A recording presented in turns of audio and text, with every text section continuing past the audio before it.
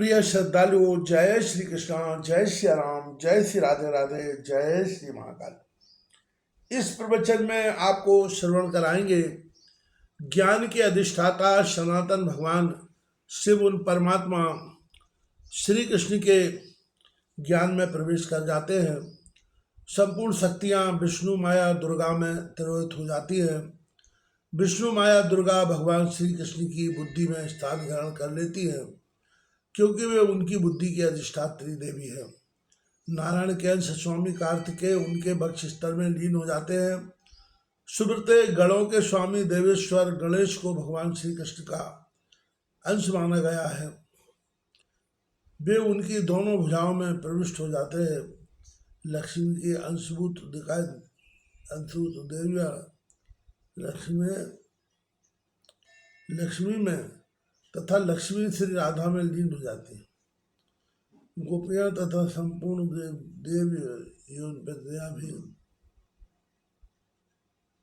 श्री राधा में लीन हो जाते हैं।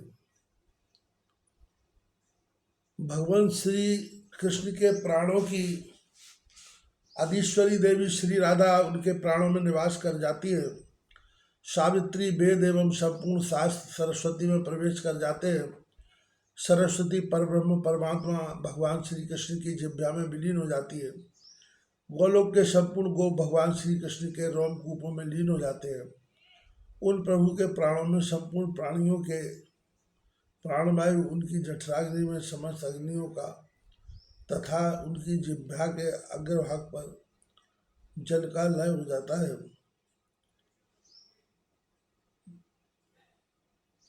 वैष्णव पुरुष अत्यंत आनंदित हो उन भगवान श्री कृष्ण के चरण कमलों में लीन हो जाते हैं। सार के भी सार भक्ति रूपी रसमय अमृत को पीने वाले भक्त भगवान पुरुष भगवान श्री कृष्ण में लीन हो जाते हैं, क्योंकि वे उन्हीं के अंश हैं। महाविराट पुरुष उन्हें कहा जाता है, जिनके रोमकूपों में संपूर्ण विश्व स्थान पाता है, जिनकी आंख मीचने पर प्राकृतिक प्रलय हो जाती है तथा जिनके शयन करने के पश्चात पुनः सृष्टि का कार्य प्रारंभ हो जाता है। ब्रह्मा के 100 वर्ष व्यतीत हो जाने पर सृष्टि का सूत्र लय होता है। सुब्रते ब्रह्मा की सृष्टि और प्रलय तथा शयन करने के पश्चात जिनकी इच्छा से पुनः सृष्टि होती है, वे परब्रह्म भगवान श्री कृष्ण प्रलय कारण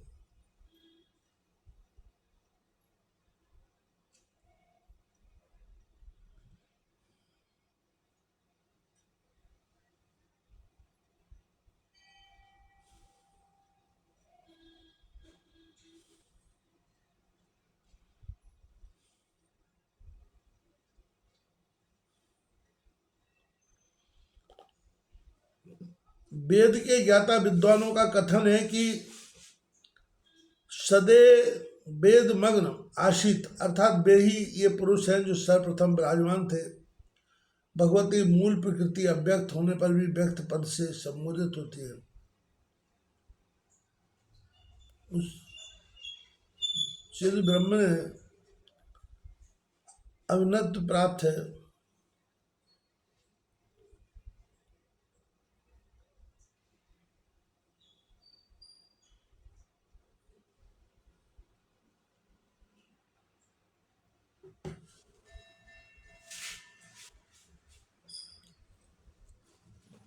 अतः प्रलय काल में वह ज्यों की त्यों विराजमान रहती हैं।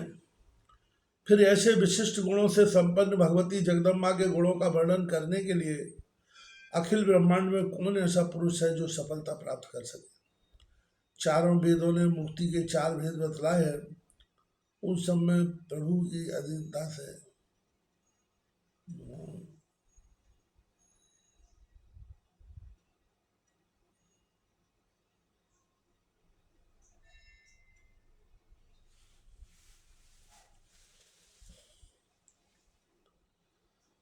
अखिल ब्रह्मांड में ऐसा कौन पुरुष है जो सफलता प्राप्त कर सके।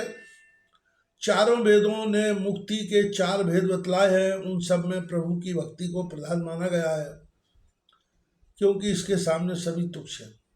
एक मुक्ति सालोक प्रदान करने वाली, दूसरी सारूप देने में निपुण, तीसरी सामीप्य प्रदान करने वाली, और चौथी निर्वाण एकदम जाने वाली कही जाती है। भक्त पुरुष परम प्रभु परमात्मा की सेवा छोड़कर इन मुक्तियों की इच्छा नहीं करते। वे शिवत्व, अमृत और ब्रह्मत्व की कल्पना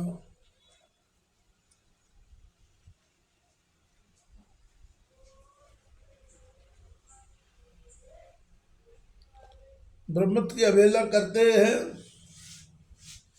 मुक्ति सेवा रहित होती है और भक्ति में निरंतर सेवा का भाव उत्कर्ष रहता है। यही भक्ति और मुक्ति का भेद है। अब निषेध खंडन का प्रसंग सुनो। विद्वान पुरुष कैसे हैं कि किए हुए कर्मों का भोगी निषेध है, उसके खंडन का कल्याणप्रद उपाय तो यही है कि मूल प्रकृति भगवती श्री देवी की उत्तम सेवा की जाए। साधु यह तत्वज्ञान लोक और वेद में स्थिर है। अतः बस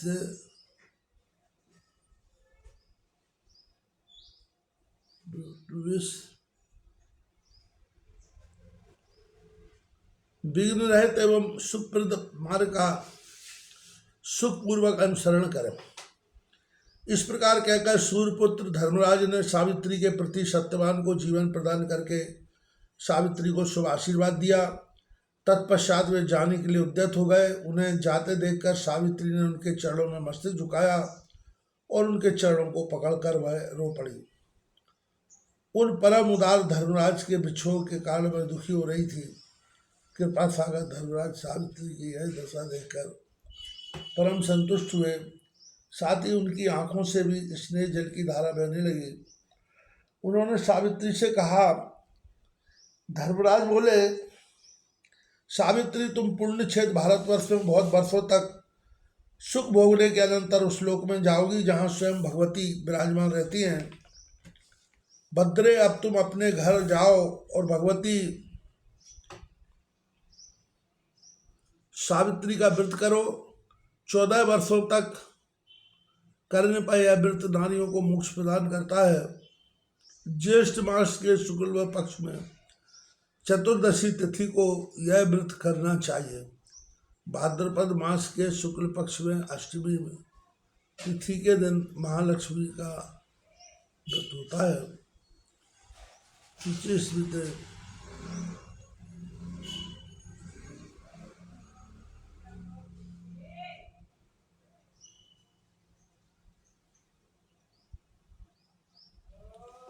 यह व्रत 16 वर्षों तक करना चाहिए। जो नारी भक्ति पूर्वक इस व्रत का पालन करती है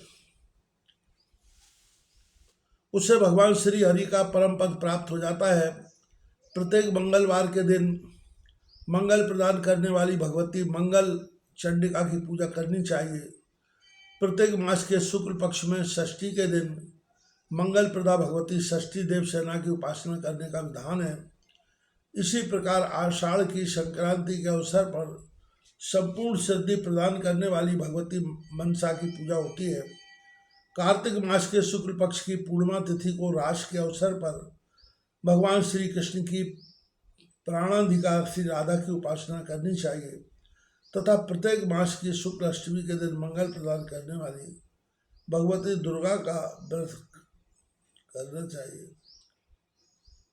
जो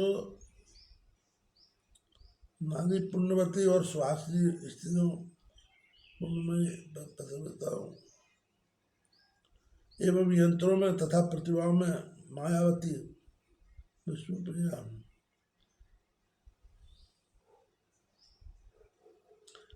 दुर्गति नाशिनी दुर्गे तथा प्रकृति सर्वोपरि भगवान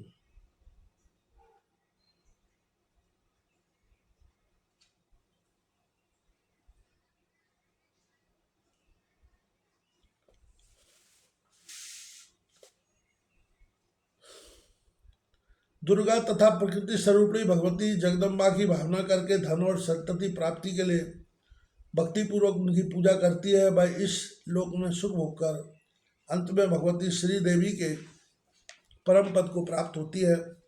साधक पुरुष को चाहिए कि इस प्रकार देवी की विभूतियों का निरंतर पूजन करें।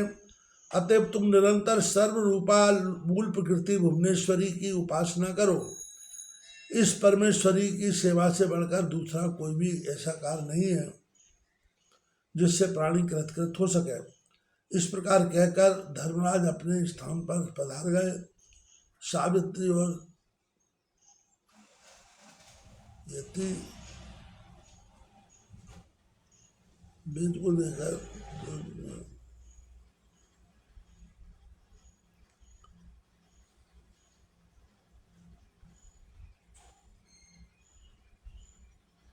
इस प्रकार कहकर धर्मराज अपने स्थान पर पधार गए। सावित्री भी पतिदेव को लेकर अपने घर पर लौट आई। नारद एवं सावित्री और सत्यवान दोनों जब घर चले गए तब सावित्री ने अपने अन्य बांधवों से सारा वृत्तांत कह सुनाया। फिर वर के प्रभाव से क्रमशः सावित्री के पिता पुत्रवान बन गए। उनके ससुर की आंखें ठीक हो गई, वे अपना राज्य पा गए। सावित्री स्वयं भी बहुत से पुत्रों की जननी बन गई। उस पतिव्रता सावित्री ने पूर्णभूमि भारतवर्ष में अनेक वर्षों तक सुभोग किया। तत्पश्चात वह अपने पति के साथ भगवती भुवनेश्वरी के लोक में चली गई। सूर्यमंडलात्मक सविता की अधिष्ठात्री होने से तथा सूर्य के अंतर्गत वहाँ ब्रह्म प्रतिपादक गायत्री मंत्र की अधिदेवता होने से उसका नाम सावित्री हुआ, अथवा संपूर्ण वेदों की जननी होने से जगत में इसका नाम सावित्री नाम प्रसिद्ध है। बस इस प्रकार सावित्री का श्रेष्ठ उपाख्यान तथा प्राणियों के लिए कर्म विपाक के प्रसंग तुम्हें बता दिए। जय श्री कृष्णा। जय